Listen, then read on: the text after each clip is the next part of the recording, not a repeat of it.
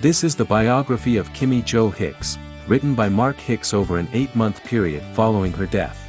I published it in book form early 2009, and distributed it to family members. Producing an audio version of her biography, that I would narrate personally, was the initial plan after I completed writing and publishing Kimmi's biography. Unfortunately, that plan was dashed when I developed throat cancer, which resulted in losing my vocal cords and the ability to speak naturally. 15 years later, in 2023, while researching the potential uses of AI, I discovered a method to follow through with the audio version of Kimmi's biography, using AI as my surrogate voice. Kimmi's biography consists of this foreword, a preface, and 24 chapters, presented in 5 volumes. I hope you enjoy this tribute to Kimmi, and I appreciate you taking the time to listen. And now, Kimmi's biography.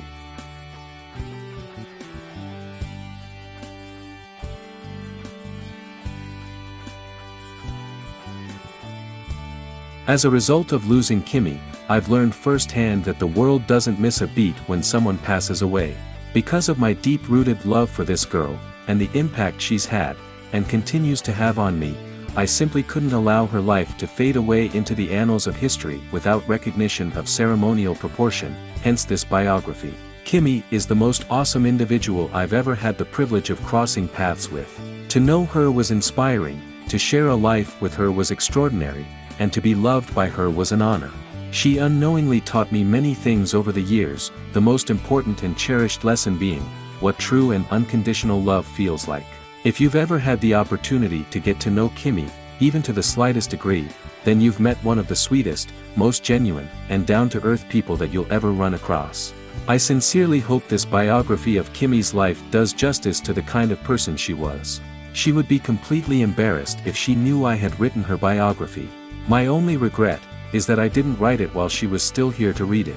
I hope you enjoy getting to know Kimmi a little better, through the accounts of her life that follow. Plain and simple, to know her was to love her. Of course, my view of Kimmi is biased.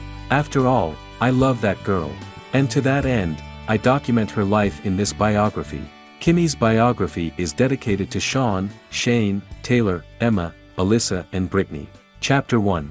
Kimmi's childhood.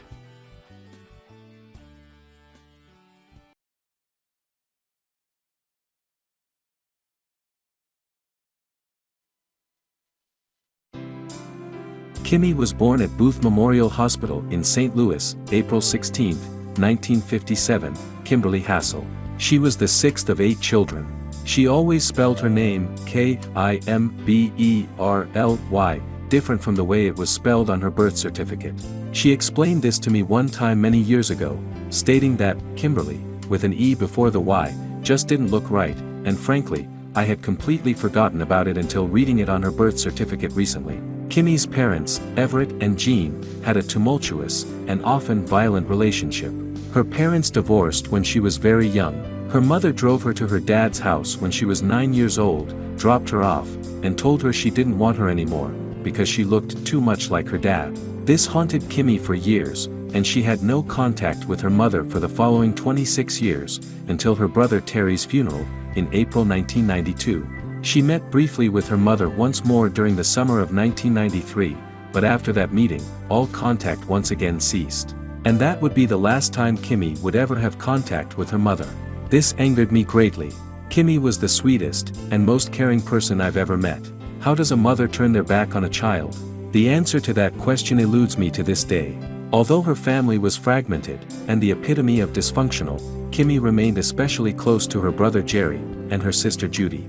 If you didn't know them, Kimmi, Jerry, or Judy, you would have no idea of the miserable circumstance they grew up in. They turned out to be tremendous well-adjusted, caring people, in spite of their upbringing. Kimmi told me many times over the years, that she knew beyond a shadow of a doubt, if ever she needed anything, all she had to do was call Jerry.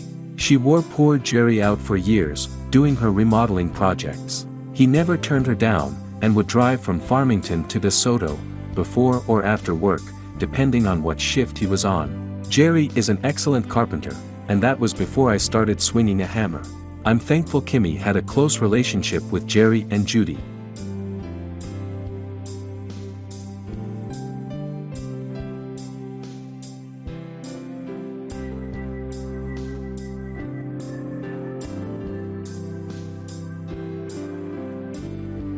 Chapter 2.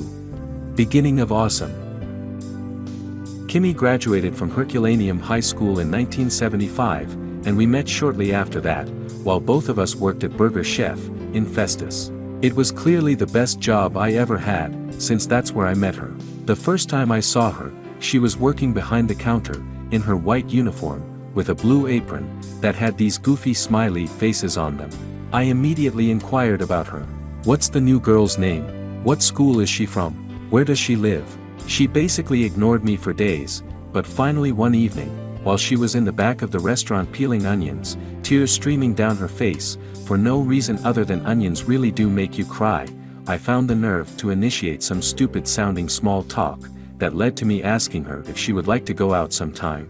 To my amazement, she stopped cutting onions for a moment, looked at me with tears in her eyes, smiled, and said, "Sure." We then agreed on Saturday night. I picked her up in my '71 Chevy pickup, and took her to the Cheriton restaurant in South St. Louis. It was the only nice restaurant I could think of. I only knew of it because my dad used to get takeout from there when I was little. I ordered baked lasagna, and Kimmi ordered fried butterfly shrimp, her favorite food in the world. I ate all of mine, but she only took a couple bites, stating that she wasn't really that hungry. She didn't even take it to go. Wow. I didn't make an issue of it, even though I was making a whopping $2.70 an hour at that point in time, and the meal cost me an entire week's pay. She told me years later, that she wanted to attack those shrimp so bad that she could barely stand it, but was concerned that I might be put off if she climbed on the table and began snarfing shrimp. Who knows, if she would have let loose like that, I might have thrown my fork over my shoulder, and ate my lasagna bare-handed. At the very least, I would have certainly joined her on the table. On the ride from the restaurant, as I took her home, she slid across the bench seat, from the passenger side of the truck, right next to me. That was the beginning of the awesome period of my life, that lasted over 32 years, until July 7, 2008, when Kimmi was 51 years, 2 months and 21 days old.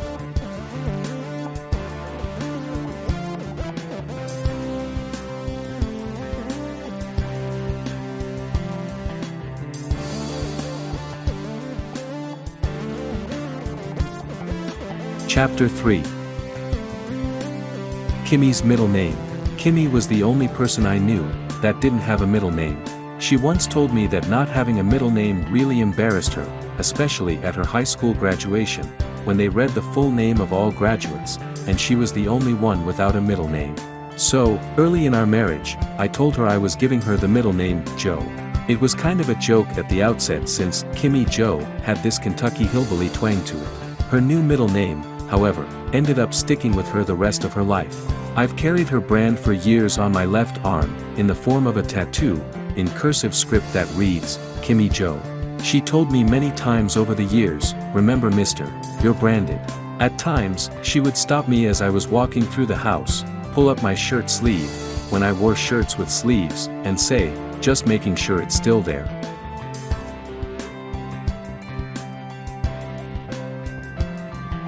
Chapter 4. Kimmi's nature. Kimmi and I literally grew up together, and since both of our boys were born by the time I was just 20, we actually grew up with our kids. Kimmi was a phenomenal mother, a perfect wife, and an awesome grandma. She was borderline obsessive about cleanliness and organization, a tremendous cook, in tune with the latest fashion, and she always had this awesome, nurturing spirit about her. Of all the wonderful characteristics Kimmi has to her credit, the one that stood out the most to me was her nurturing spirit. She actually made me enjoy getting sick. She gave me and the boys a lot of attention, under normal circumstances, but when we were sick, the degree of attention increased tenfold. It was downright cool. Kimmi had a rather shy and introverted personality by nature, which is the complete opposite of my loud, boisterous, and obnoxious demeanor.